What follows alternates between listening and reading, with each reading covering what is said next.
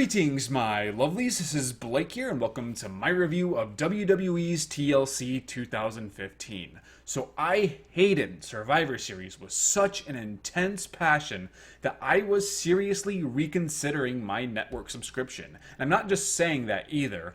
I had made the choice that if TLC and the Royal Rumble did not impress me, that I would cancel it. Because the product is making me so angry and frustrated that I am beginning to dread having to sit down and watch an episode of Raw or SmackDown. And you could tell how unhappy I am with the WWE based on my own output. There was a time when I used to review all the Raws, SmackDowns, main events, superstars. Now I'm just really covering Raws and a few of the SmackDowns. And it's just not worth it. You know, I enjoy wrestling when it's done right, and WWE is not doing it right now. So there was a lot on the line for this event, at least for me. And going into it, unfortunately, the booking and writing of these storylines was pretty, I don't want to say atrocious, but underwhelming, which is strange because they had some really ambitious ideas here that if they worked out, it actually would have been incredibly awesome. And before I get into the actual individual feuds and the matches, I'm going to discuss the overarching problem with the writing and what WWE was trying to accomplish with it. So you have the main event, which is Roman Reigns versus Sheamus. That is the primary storyline on in WWE programming.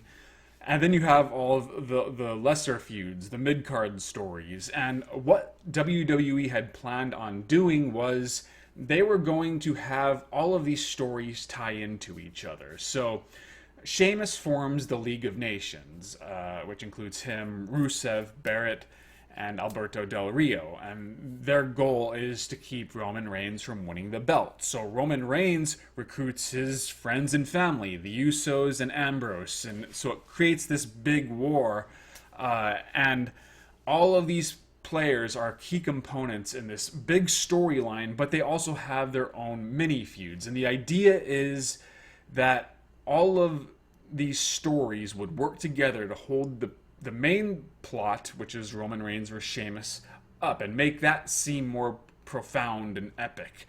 While at the same time, because they are assisting in building up this main storyline, it gives them a feeling of importance that otherwise wouldn't be there.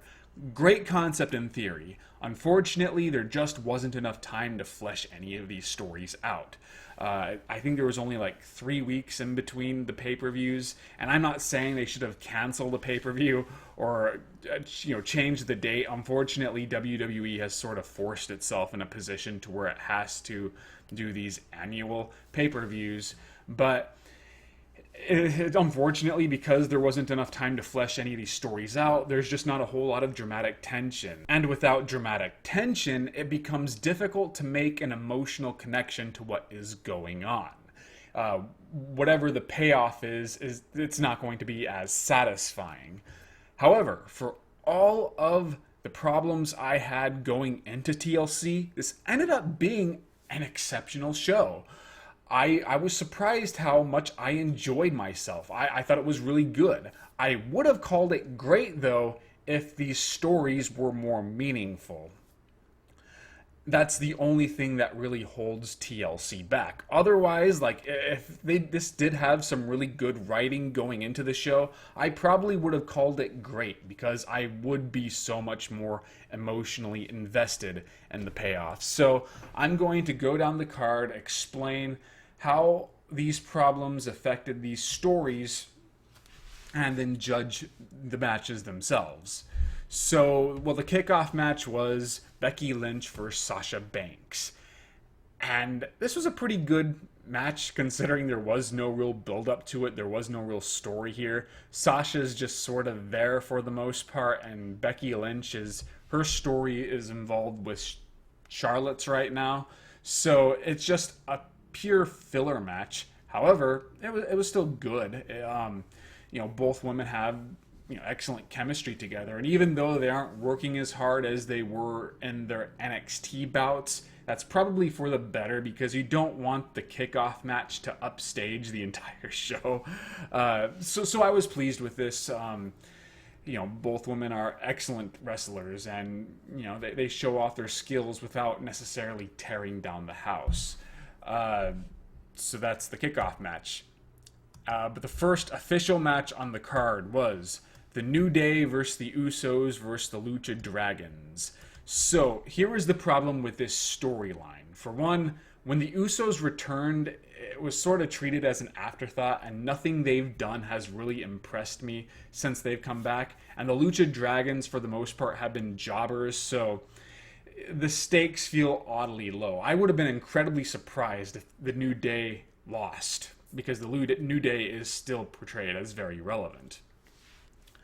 However, the main issue here is that the Usos are helping Roman Reigns fight the League of Nations, and the New Day is not part of the League of Nations, but they have aligned themselves with the League of Nations, at least temporarily. However, when the New Day comes out and they cut a promo on Roman Reigns' faction, it's directed at the faction as a whole or Roman Reigns himself. Very rarely have they given the Usos their undivided attention.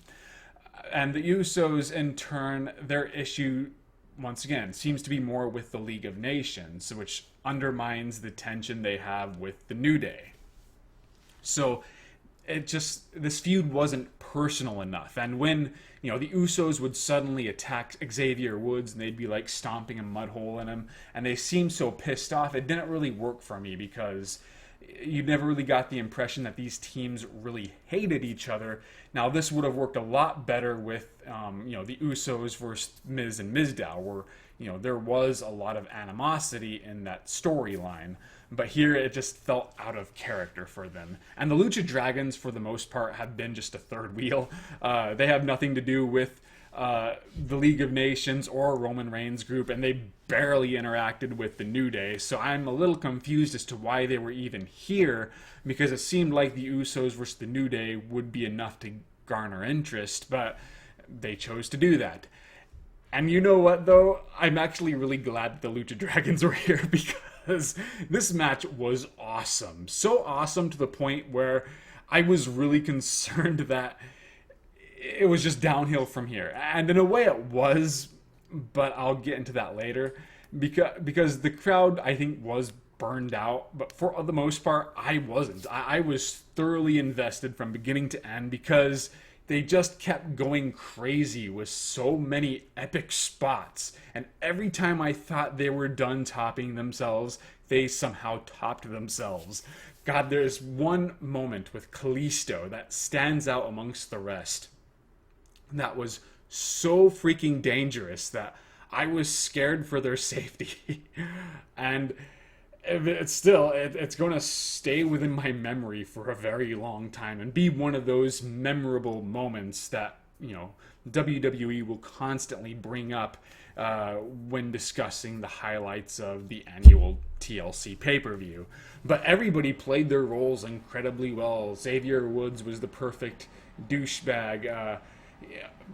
Big E and Kofi had time to shine, but they, for the most part, focused on making the Usos and the Lucha Dragons look good.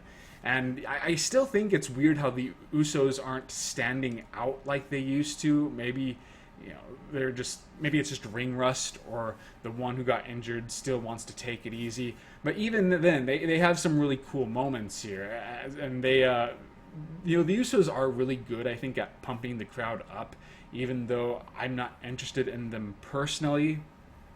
And that just worked to the match's advantage here. And the Lucha Dragons, the Lucha Dragons either provide great matches or crappy matches, because their styles are so over the top that they're going to botch a lot of moves. But here, man, all of their strengths really stood out. And there was an excellent use of the ladder.